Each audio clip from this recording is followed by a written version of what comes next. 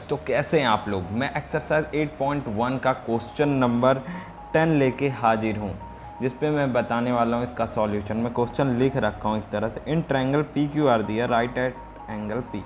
Important concept मैंने निकाल लिया, यानी पी क्यू आर एक ट्रायंगल है जो क्यू पे 90 डिग्री है, और P Q plus Q R दिया है, और पी क्यू 5 सेंटीमीटर दिया है। ठीक है, ऑल राइट। अब मुझे क्या करना है, पी क्यू और क्यू आर पी आर और क्यू आर का सम 25 सेंटीमीटर दिया है। मुझे ये दोनों नहीं पता है, तो मैं क्या कर सकता हूँ, मुझे एक कॉन्सेप्ट पता है, ये दोनों निकालना किसी तरह। इसका कुछ ना कुछ यूज़ होगा, जो देते हैं ये लोग कुछ ना कुछ उसका यूज़ होता है। तो पाइथागोरस थ्योरम पहले मैं लगाऊंगा, P R Q R plus P Q का स्क्वायर, राइट। मेरे पास है क्या, है पी क्यू 5 सेंटीमीटर है ना, पी क्यू ये नहीं है, पी क्यू ये, हाँ 5 सेंटीमीटर है। तो 5 सेंटीमीटर है, तो इसे इधर रखेंगे, इसे इधर भेज देंगे, P R square minus Q are square, और ये हो जाएगा पी क्यू का होल स्क्वायर। पी क्यू की जगह 5 रख देंगे, तो 5 का स्क्वायर कितना होता है गाइस, 25 सेंटीमीटर स्क्वायर होता है। Okay, all right. अब पी आर क्यू आर है, तो आपने ये कभी पढ़ा होगा, ए माइनस बी का ए स्क्वायर माइनस बी स्क्वायर होता है ए माइनस बी इंटू ए प्लस बी। ठीक है, छोटा सा है, तो इसे आप क्या लिख दोगे, P R minus Q are होता है, और इधर हो जाएगा P R plus Q are. अरे हाँ, एक बात तो समझ गए, यहाँ इसका यूज़ है, यहाँ इसका यूज़ है। ठीक है, तो बड़े आराम से आप यहाँ रख दीजिए 25, ये 25। अभी 25 गया, यानी P R minus Q are आपके पास 1 आ गया। अब आपने लीनियर इक्वेशन इन 2 वेरिएबल पढ़ा होगा, चैप्टर नंबर 2 या 3 ऐसे कोई है, मुझे ध्यान नहीं है, पढ़ाया तो नहीं है आपको, तो मैं उसी से सॉल्व करूँगा। ठीक है, जैसा बताऊँगा, आपका रिवीजन भी हो रहा वैसे उस चैप्टर का, इस चैप्टर को सॉल्व करके बता रहा हूँ। इसमें क्या दिया, P R plus Q R equal 25 दिया है, और एक तरफ दिया P R minus Q R equal to 1। बताओ, दोनों को जब मैं जोड़ूंगा, देखो प्लस करूंगा, तो ये दोनों गया सेम वैल्यू, यानी ए से ए जाएगा या 5 से 5 जाएगा, तो 0 हो जाता है, कट जाता है, और एक जैसी चीज़ जोड़ती हैं तो 2 टाइम हो जाती हैं, 2 पी आर हो जाएगा, और 25 प्लस 1 क्या हो जाएगा, 26 हो जाएगा। 2 से 26 बार काटो तो 13 आएगा। पी आर की वैल्यू क्या आ गई, 13 सेंटीमीटर। अब ये 13 सेंटीमीटर है, ये इक्वेशन 4 है, तो लिख देंगे पुट इक्वेशन 4 इन इक्वेशन 2 में रख देंगे।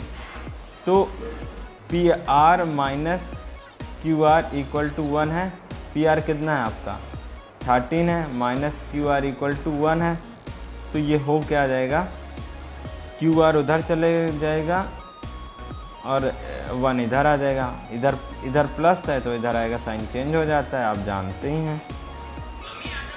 ठीक है, क्यू आर, अब क्यू आर आपका हो जाएगा 12 सेंटीमीटर। अब ये दोनों वैल्यू आपको मिल गई हैं।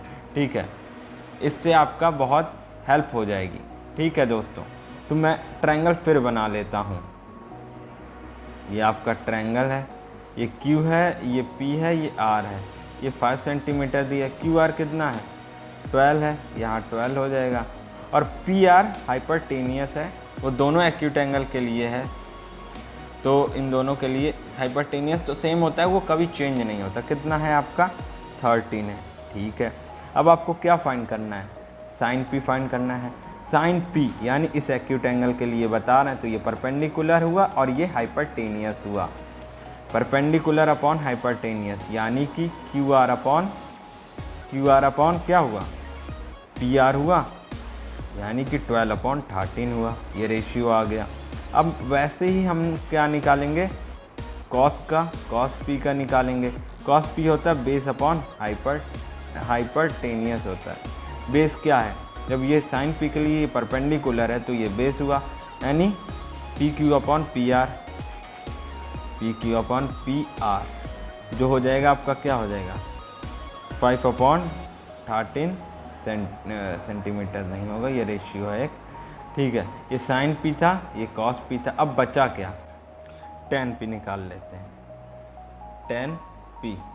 टेन पी निकालने के लिए क्या, हमें ट्रायंगल देखना पड़ेगा। ट्रायंगल क्या है, Q है, P है और R है। ये है हमारा 12, ये है 5 और ये है 13 सेंटीमीटर। 10P क्या होता है, P एंगल के लिए देखना, ये परपेंडिकुलर, ये बेस, P/B होता है, आप जानते हैं। तो P आपका क्या है, P है आपका QR है और आपका जो बेस है वो है PQ है। तो QR आपका क्या है 12 और ये है बेस कितना है 5 है। तो ये हो जाएगा 10P। आपका 10P भी आ गया, sin P भी आ गया और cos P भी आ गया। ये देखिए, आप स्क्रीनशॉट ले सकते हैं अगर आप। तो फ्रेंड्स, अब मैं क्वेश्चन 11 का सॉल्यूशन लेके आया हूँ। मैंने क्वेश्चन लिख रखा है क्योंकि इसी से मैं समझाऊंगा आपको, ठीक है। तो पहला क्वेश्चन है ट्रू फॉल्स है, इसका जस्टिफिकेशन भी करना है। मैं कॉन्सेप्ट के साथ बताऊंगा तो आप समझिएगा। देखिए, the value of 10a is always less than 1। 10a की वैल्यू क्या 1 से हरदम छोटी होती है? तो आंसर है फॉल्स। अब फॉल्स क्यों है, इसका जस्टिफिकेशन भी दे दूं। बिकॉज देखिए, एक पहली बात है 1045 पे इसकी वैल्यू 1 होती है, तो क्या ये 1 से छोटी है? नहीं, ये 1 के बराबर है। तो ये क्या हमें लिखा है ऑलवेज, ऑलवेज तो गलत हो गया ना, हमेशा 1 से छोटी नहीं है, एक समय बराबर भी है। और वहीं देखा जाए 1060 की बात करें जो कि √3 है और √3 है, तो √3 है वो हमेशा तो 1 से बड़ा है, जिसकी वैल्यू होती है 1.732। आप रूट पढ़े होंगे क्लास 11th में, सॉरी क्लास 9th में RD शर्मा में। तो ये तो 1 से बड़ी हो गई, तो ये स्टेटमेंट गलत नहीं हुआ, 10a is always less than 1 गलत हो गया। तो ये सारे आपके जस्टिफिकेशंस हैं, मैंने समझाने की कोशिश की है, ठीक है। तो इसका मतलब 1 से छोटा नहीं होता, बराबर और बड़ा ही होता है। अब सेक की बात करें, सेक 12/5, जब 12/5 को डिवाइड करोगे कितना आता है, 5 2 10 आता है और ये 2.4 आता है। Is some value of angle, तो इसका आंसर ट्रू होना चाहिए, इसका आंसर ट्रू होना चाहिए। यहाँ होता है ये वैल्यू किसी ना किसी एंगल पे, तो ये आएगा ना 2.4। इसमें गलत क्या है इसने कहा, तो बिल्कुल ये आंसर सही है, ठीक है। 1 से बड़ा ही होगा और इक्वल हो सकता है, और ठीक है ये वैल्यू आएगी किसी ना किसी ट्रायंगल में आएगी, ठीक है। अब मैं बात करता हूँ 3 की। Cos is abbreviation is use for cosecant. Cos A को हम लोग कोसेकेंड कह सकते हैं, इसका एब्रीवेशन इसीलिए यूज़ होता है? नहीं, फॉल्स है। अब फॉल्स क्यों है, इसका भी एक इसका भी आंसर हमें पता होना चाहिए, क्यों नहीं। असल में कॉस का एब्रीवेशन होता है हमेशा कोसाइन होता है। क्या होता है? कॉस का एब्रीवेशन कोसाइन होता है। और कोसेक पढ़ें, साइन का उल्टा कोसेक, कोसेन का होता है कोसेकेंड, इसलिए गलत है, समझ रहे हो।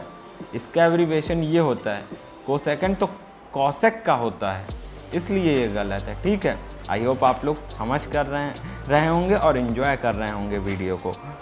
अब कॉट की बात करें, cot is a product of cot and A. ये तो NCERT के शुरुआती इंट्रोडक्शन में बताया कि कभी भी कॉट ए है या साइन ए है, वो कभी प्रोडक्ट नहीं होता, ये एक खुद में एक टर्म होता है। तो इसका आंसर पहली बात फॉल्स है। फॉल्स है, क्यों फॉल्स है? Because it is not a product, it is not a product of cot and A. Cot and A का कभी प्रोडक्ट नहीं हो सकता, साइन इंटू ए का कभी प्रोडक्ट नहीं हो सकता। ये एक अलग ही टर्म है, ये पूरा टर्म है। जैसे आपका अपना पूरा नाम है, ठीक है, वो टर्म में नहीं डिवाइड होता, इनटू में नहीं होता, वैसे ये पूरा एक अपना टर्म है, समझ रहे हैं। कभी इसको आप अलग से मत लिख दीजिएगा, नहीं तो आपका कॉन्सेप्ट ही हिल जाएगा, गलत है, आपका मार्क्स कट जाएगा, याद रखिए। अब sine theta equal 4/3 for some angle, ठीक है। तो हाँ 4/3 इसका आंसर रॉन्ग है, क्योंकि ये बड़ा हो गया 4/3, क्योंकि साइन थीटा का रेंज हमेशा -1 से 1 के बीच में रहता है, यानी इसकी वैल्यू इन दोनों के बीच में हो। अब 4/3 को डिवाइड करो तो 1 पॉइंट समथिंग आएगा, आप खुद ही डिवाइड कर लो मन में, तो ये 1 से बड़ा आ रहा, तो ये -1 के और +1 के बीच में आ रहा है कहीं? नहीं ना, इससे बड़ा ही आ रहा, 1 से भी बड़ा आ रहा, इधर कहीं आ रहा, इसके बीच में नहीं एग्जिस्ट कर रहा। तो ये इसका भी आंसर क्या हो जाएगा? फॉल्स हो जाएगा। आई होप आपने एंजॉय की होगी वीडियो, तो प्लीज़ चैनल को लाइक और सब्सक्राइब कर दीजिए, ज़्यादा से ज़्यादा शेयर कीजिए। अगर वीडियो आपको बहुत पसंद आ रही हो, मैं आपके लिए और इंटरेस्टिंग वीडियो लेके आता रहूँगा। तो मिलते हैं नेक्स्ट वीडियो में। थैंक यू दोस्तों, bye bye. Sure do like to share your opinions, talking big like somebody's listening. Nobody's listening. It's so fun and games until it isn't. Toss me out now, hit the ignition. Now you listen.